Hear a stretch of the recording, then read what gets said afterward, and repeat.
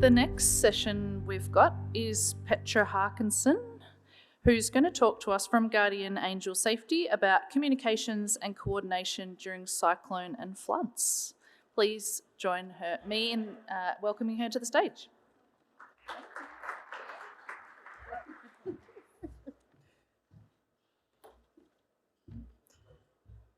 Hi, good morning, everyone. Thank you for joining me in this little chat. I'm going to start actually with a pretty powerful video of what happened in New Zealand earlier this year. And hopefully...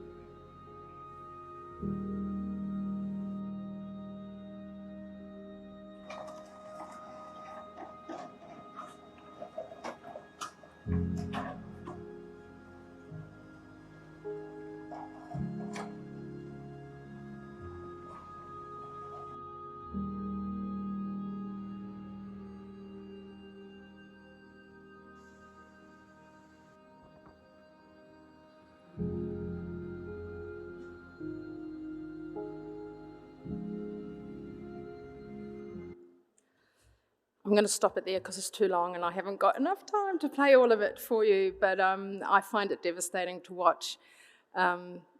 We lost 11 lives in New Zealand at floods and the cyclone.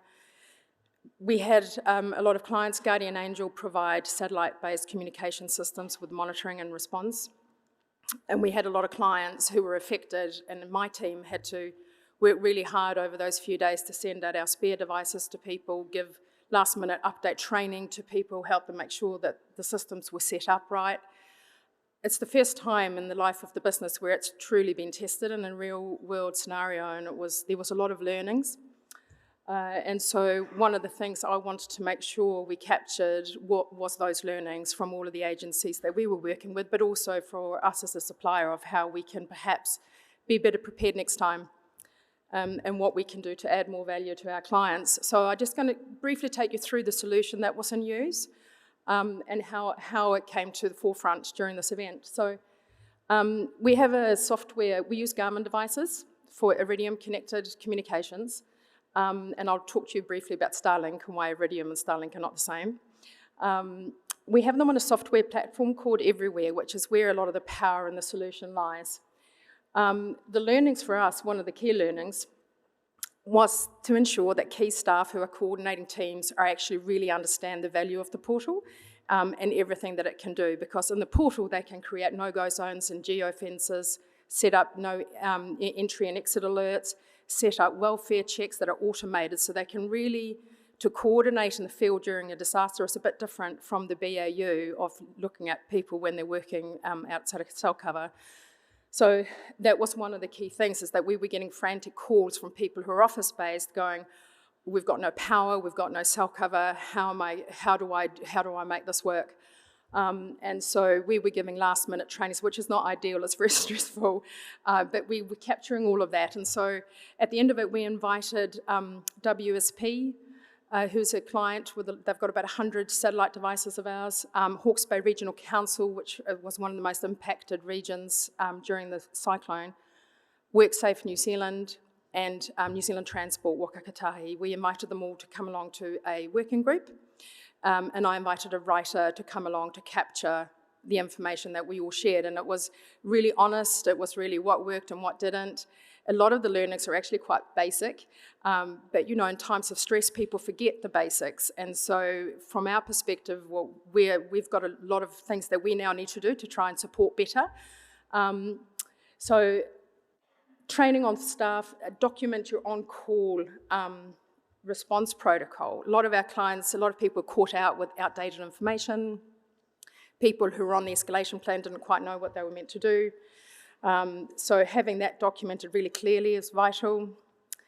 The features in the Everywhere Hub, one of the, from one of our clients, the way she had to set up the hub, the folders, she was the key contact on that, so only she, when she was logged in, she could see all the streams of communication. I'll show you her comment, but nobody else could. And so she didn't get to go to bed that night because she realised that the way that they had set up their account and the communication flow, she was the only person that could communicate with everybody. So what they needed was a different folder setup structure so that everyone could communicate to each other. I'll go back to that one again. So collaboration in the event of emergency, so not just in your team, but actually we had all of these agencies out in the response during that week with no power and no cell cover for about a week in the Hawke's Bay. So New Zealand Transport and WSP and the Regional Council were all out in the field helping, responding, figuring out what was needed where. We could have set up a folder for them to move their Garmin devices into so they could all have visibility of each other and message each other and coordinate better about what resources were needed where and who was sending helicopters where. And so that was quite a powerful, when we were discussing the options in that group, it was actually, they can't do it individually, but because they're all of our clients, we can create that and they can move whatever devices they want to into that folder during a disaster event. If we have warning, it's obviously better, but we can do it last minute and send out the password to those agencies to manage during the event. Centrally manage all your emergency technology and processes. There was a lot of people with different bits of knowledge, and it wasn't all kind of with a champion. I think having not just one champion, but a few who really understand what is the BAU and what happens in an emergency is really important. And documenting its own emergency protocols, obviously, as well.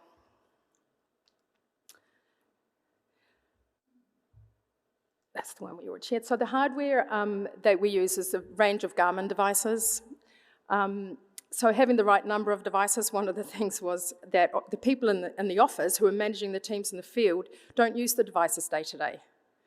So, but what happened when the cell cover went down is that they had no way of communicating with their team. So one of the things was have some Garmin devices charged, ready to go for all key team members so that they can actually stay in touch with their teams. And making sure they have training on those devices as well. The training is really important. People kind of were scattered and going home to make sure the families were safe. They were leaving devices in the office and they couldn't get back to the office, devices they weren't charged. And also people who had actually never been trained on them and didn't realise that they would work with no cell cover because they have a companion app that it can pair with. And so there's some misconceptions from some of the field staff that, oh, well, there's no cell cover, it won't work. Well, it will. Iridium has no black spots, right? You have to be in view of the sky, and that was the other thing.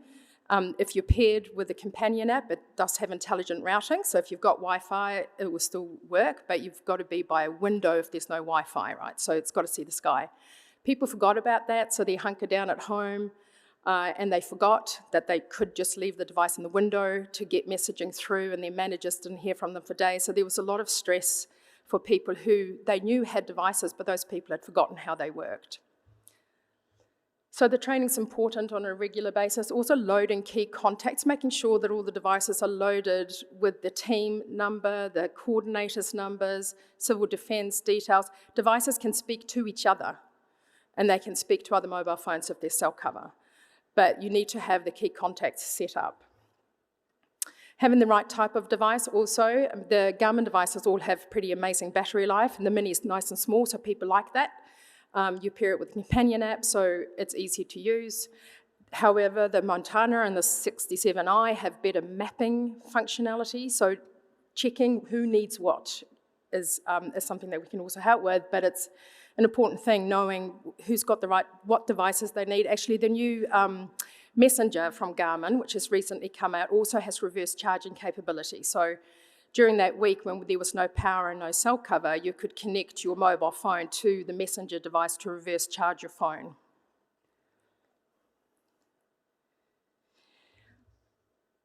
So the device basics, which is actually where a lot of the failures were, it was all the sort of basics, making sure that the devices are charged and turned on, carry out the monthly testing to make sure everything's working and the people are comfortable using it.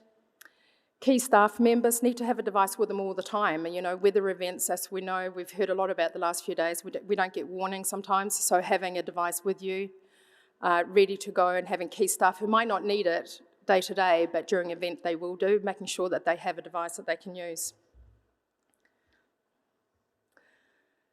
Reinforcing that it's an emergency communication device. So a lot of people have kind of big brother fears with anything that tracks, so we try not use the word tracking.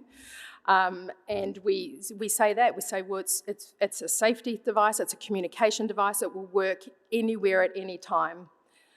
Creating a booking system for pool devices. So a lot of our clients share devices, and one of the challenges of that is when people in that week were arriving from around New Zealand to go to the Hawke's Bay to assist, they'd arrive at the office and there wouldn't be a device available for them. And it's part of their operating procedure that they have to have a device. So that was a bit of a challenge, and so we're now looking at, we're building a feature in our own software as a booking device feature, but some of our clients use Outlook for that, or their vehicle booking system.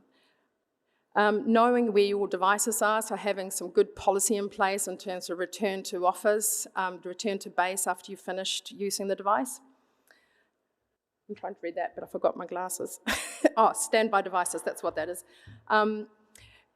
Having a bunch of devices ready to deploy in an emergency situation, you can have them on a lower. They all have to have an active data plan. It's like your phone, it has to have an active data plan on it. You can put it on a basic plan so that you have them there ready to go, but you're not paying for maybe the in-country monitoring that we provide, and you're not paying for the big data plans. Increasing the data plan is easy. You can deactivate them, but it takes a couple of days and it's an extra activation fee if you deactivate and activate. So if you've got seasonal work or you want to have devices available, it's a good idea to just put them on a lower plan and have them ready to go. The device itself, one of the challenges for some of our users in the field, they call themselves five-thumbed, is pairing with the phone, which just makes it a bit easier. If it's paired to the phone, you can also see the location of all your mates, all your colleagues, where everyone is. You get an alert if you enter a no-go zone. So there's also, you can drop a pin if you're lost and people can navigate to you. There's a lot of really powerful functionality on the companion app that's paired to the inReach. It all runs over Iridium using the inReach as the comms modem. So what we have started doing is creating QR codes that we put on the inReach device so that people can just scan it with their phone and it automatically pairs them. So there's a few kind of clever things that we've been able to build up to learning from people in the field of what makes it easier. It's all very well to have cool technology. You actually got to bridge the gap between the people and the technology to make sure they're super comfortable with it. Garmin Mini, the Mini is quite small, so actually doing a free flow text message is quite a challenge. It does have preset messages though that we can set up, and they're super easy to send. So when we train staff, we always show them this is how it runs through the companion app, but if your phone battery dies and you need to use the device, SOS button, preset messages, here's how you check in. Like, it's still a very useful device, but you need to be comfortable using it, whether it's paired or not. This was from a client who had been sort of relying quite heavily on PLBs and EPIRBs, which is really not the same at all as a tracking device that's updating location every few minutes to a portal, so you have visibility. PLBs don't have two-way messaging. They're not on Iridium, so it has black spots. It's basically, it's a panic button. It's a standalone feature, but what this particular client had been trialling when the cyclone hit. They had a dozen devices out in a trial, and it just all of a sudden became a real life situation for them. So they had gone from PLBs to having this really powerful two-way communication messaging available to them. So that was his feedback on that. Connecting accounts and sharing intelligence. So again, the emergency protocol.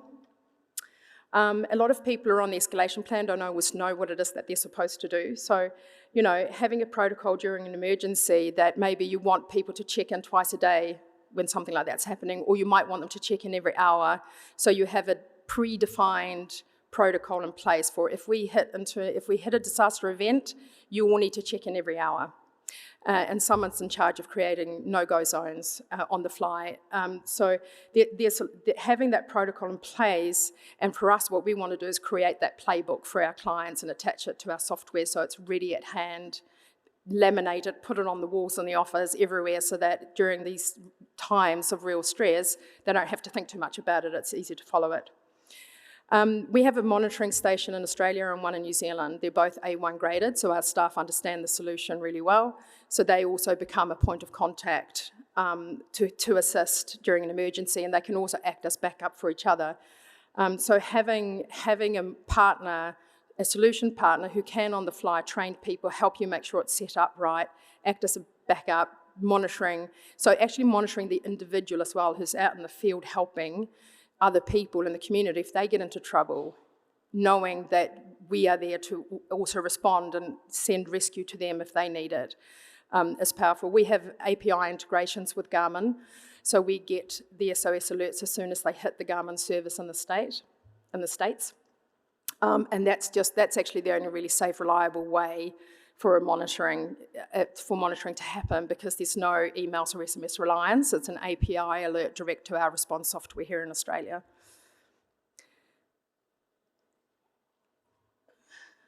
So having a champion internally is really important. We often find usage starts to lag off if there isn't an internal champion, making sure it's all in the right place. People are getting trained when they join. They practice. I mean, our operators contact all of our users every month. It's a big job to test all of their devices. Really, the Garmin devices don't fail. They're incredibly sturdy, but to make sure that the users know what they're doing so that when they're in a stressful situation, they know exactly what to do and it's top of mind for them. So WorkSafe in New Zealand have an on-call emergency responder, but we support that person, so we get the alert and then we call that person and then we support together if there's an event that we need to manage. Culture, enlist your technology champions. It's really important to have people internally who can comfort everyone else on the team. There's usually in every company a cynic who doesn't like the idea of tracking. I mean, people are better with it now because of all the vehicle telematics solutions out there, so we don't see it as much, but there is still often someone who quietly thinks it's Big Brother. So having your technology champions internally who can support, and then we can support them. Resource your training program. Make sure that they've got funds to schedule refresher training for people. Train all new staff. We have people in the field using the devices who say, oh yeah, no, I use a Garmin when I go hunting, and then we get a failed welfare check because they don't understand how the commercial application of the devices work. And we have to treat every alert we get. So we get a failed welfare or we get an SOS, we send response because we have to if we can't get hold of anyone. So it's important that they understand how to use it. Constant refresher training. Let your staff use the devices during the weekend. If they're going fishing, hunting, tramping, you want them to be safe 24/7, regardless of if they're working or not. And it's a good opportunity for them to practice and get really comfortable with the device. And it helps them remember that if they're out in the whoops and they realise they can still actually get messaging through, that's pretty exciting for them. And the monthly testing of the devices is important so that you know where everything is and who's holding it and that they know what they're doing with it. The culture around the technology is really important. These solutions are not just plug and play. You can't just throw boxes out at people and go, here you go, use this if there's an emergency. You really they need to be comfortable with it. They need to understand how powerful it is. And once you overcome that barrier, I know we had a training session a couple of weeks ago and we had a man in the room with his arms crossed and it's not fit for purpose. And so, overcoming those, why do you think that, and understanding why does he felt like that. And once he actually got comfortable with it, he was quite excited. He was like, oh, what's this? What does this do? And by the end of the session, he was fully into it and kind of said, oh, this is actually really cool. I can message everyone everywhere and all of those things. So it's really important to have a good culture around it. Marcus from the Hawke's Bay Regional Council, he organises treasure hunts. He wanted the people to get comfortable with using it to its full capacity. There's a lot of really cool features. You can take photos. If you're paired with the app, you can take photos from out in the field. It sends them with a geotag location when it's back and it shows up on your hub. So you've got photos of where something might have been happening and it's tagged so that you can find your way back there. So he organised a treasure hunt to get everyone comfortable pairing, unpairing, taking photos, sending messages, all of that stuff. And, they had fun. He provided food probably, they had a fun time with it and it got everyone really comfortable. So a lot of the things that we learnt, one of them is connecting the accounts during an emergency. As I said, having shared folders across agencies so that they can all talk to each other and coordinate better. Thank you, got the 2-minute card.